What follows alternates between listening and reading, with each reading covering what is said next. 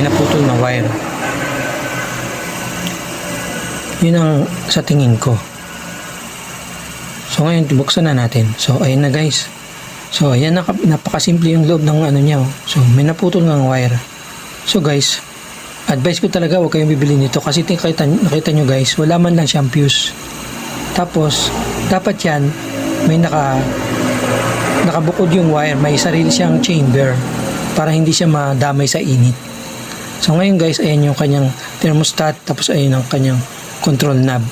So simple lang to, tatlong parts lang yung sakop niya. Tatlong parts lang yung naandun, wala nga ang fuse eh. So advice ko talaga guys, huwag kayong bumili nito. Delikado to guys kasi pag naputol yung wire, magi-grounded na siya. So ayan na, naputol nga siya, pero buti na lang ngayon kabit na natin. So napakadali lang nito ayusin.